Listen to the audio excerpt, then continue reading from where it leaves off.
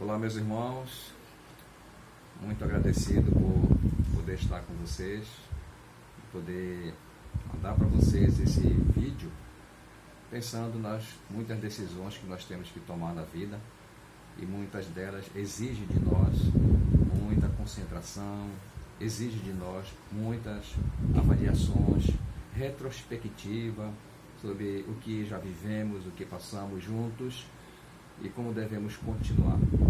Há uma necessidade da gente rever a história, da nossa vida e da história da nossa comunidade, a história da nossa comunidade cristã, da igreja, para a gente tomar boas decisões na vida. Eu sei que hoje é um dia muito importante, uma noite muito importante para vocês, para tomarem boas decisões. Eu estava pensando o quanto que Neemias ficou abalado com as notícias de como o povo estava lá em Jerusalém, depois que voltou uma turma com Zorobabel, depois de muitos anos voltou outra turma com Esdras, e agora Neemias está recebendo uma visita de seu irmão Anani, e seu irmão dizendo para ele, porque Neemias, ao encontrar-se com seu irmão, a primeira coisa que ele perguntou foi pelas pessoas. Depois que ele perguntou pela cidade, mas a preocupação dele maior, o interesse dele maior era em pessoas. Porque para nós, meus queridos, as coisas mais importantes da vida não são coisas, são pessoas. E a gente tem a tendência de usar as pessoas e amar as coisas. E nós precisamos aprender com Neemias, que as pessoas são mais importantes na nossa vida e não as coisas. Por valorizar as coisas, nós desprezamos as pessoas.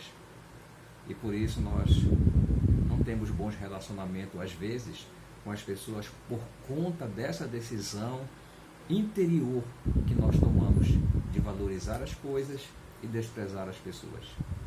Neemias ficou muito abalado, como eu falei, quando Anani falou para ele sobre como estavam as pessoas vivendo em miséria, e a cidade, o muro estava lá caído, destruído, as coisas não estavam bem, e Neemias ficou muito abalado. Mas eu quero deixar para os queridos hoje para refletir sobre a oração de Neemias, porque nós estamos orando por vocês. E mais tarde nós iremos levantar um clamor, daqui a pouco nós iremos levantar um clamor aqui na igreja de Castanhal por vocês, porque nós queremos o bem de vocês. Nós queremos que vocês continuem caminhando, continuem perseverantes, continuem fortalecidos no alvo, no foco que a igreja sempre teve aí nesse bairro, aí nesse lugar. Mas, se você olhar capítulo 1 depois, capítulo 1 de Neemias, especificamente no versículo 5, então ele começa a sua oração.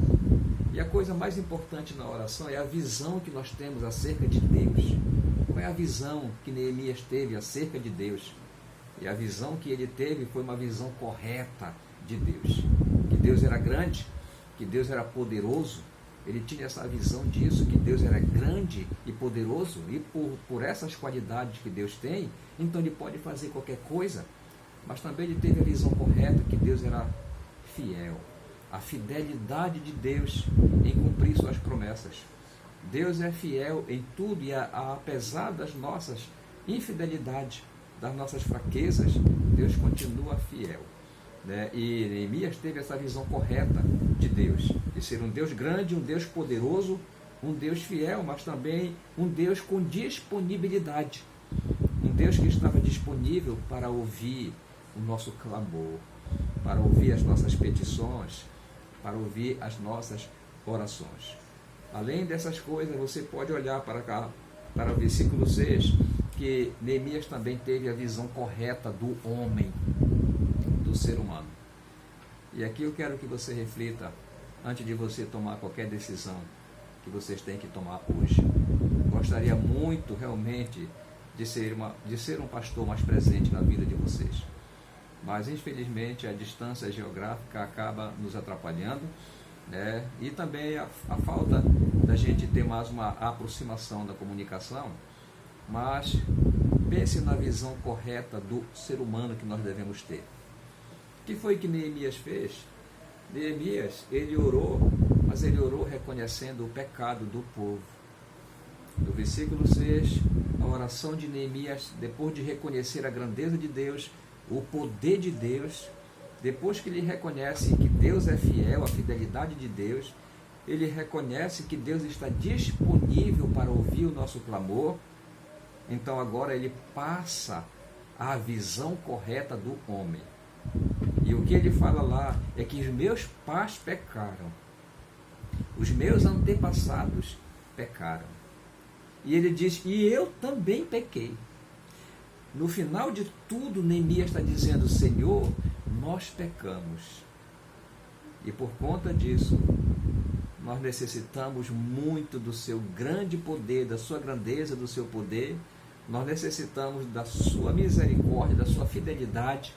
E nós necessitamos do Senhor estar disponível para nos ouvir, disponível para nos dar uma solução, nos dar uma direção, nos dar uma sensibilidade sobre toda a história que nós já vivemos juntos, para decidirmos continuar firme. E a visão que ele tem do homem é exatamente essa, o pecado do povo e o seu próprio pecado. Então, meus queridos, nós necessitamos de olhar para a história, para a nossa história, e ver o que nos levou a chegar ao ponto que estamos hoje. O que foi que contribuiu para chegarmos no ponto em que estamos hoje? E se nós necessitamos de confessar pecado, então precisamos confessar pecado. E lembre-se que nós precisamos saber que o ser humano ele é pecaminoso e que ele necessita de fazer mudança nas suas vidas. Por conta dessa pecaminosidade, então o ser humano ele se envolve em muitas situações. E a tendência de quando ele está envolvido em situações é negar, a tendência é esconder o pecado. Por isso eu gosto de Provérbios, no capítulo 28 de Provérbios, eu acho que o versículo 13, fala que o que encobre as suas transgressões jamais prosperará. Olha, essa palavra jamais significa nunca. O que encobre as suas transgressões jamais prosperará. Mas os que as confessa e deixa, alcançará misericórdia. E é isso que precisamos reconhecer, que nós somos homens, nós somos seres humanos, homens e mulheres, que nós temos uma probabilidade muito grande de cometer pecados, e cometemos pecados todos os dias.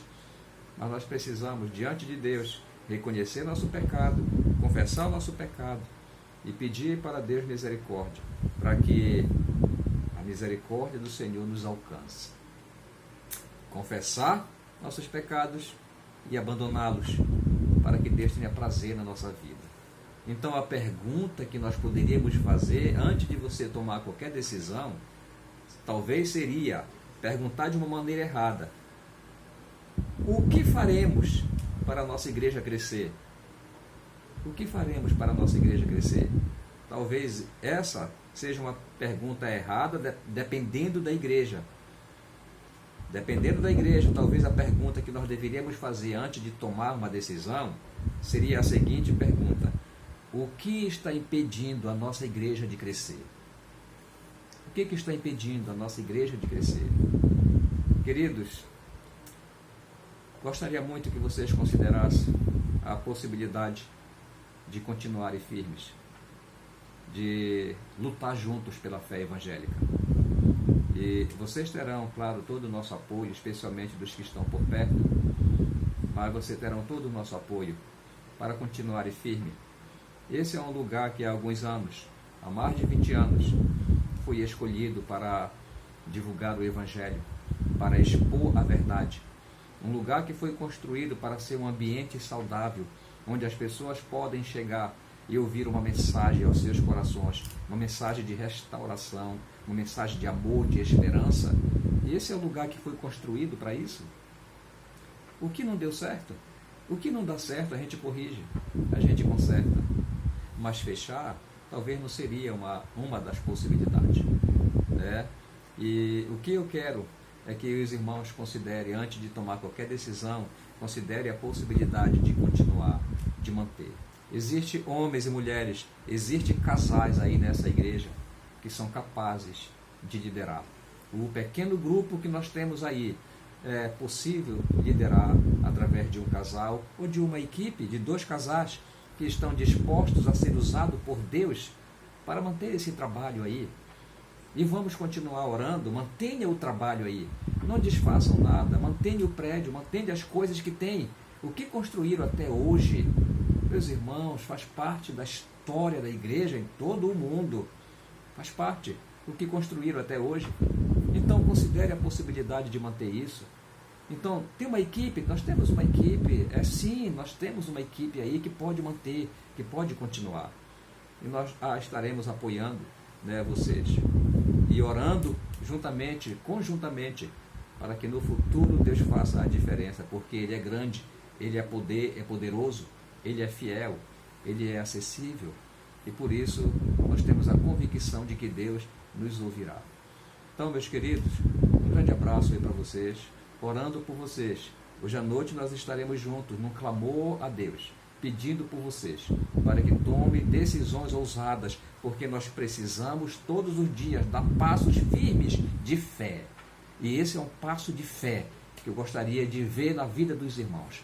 Um passo de fé para manter as coisas como estão, para começarmos aquilo que precisa ser recomeçado e dar continuidade nessa obra, nesse trabalho, aí nesse bairro, aí nesse lugar. Tá bom, meus queridos? Vamos estar orando por vocês, desejando que vocês tomem boas decisões. Um grande abraço, que Deus abençoe vocês.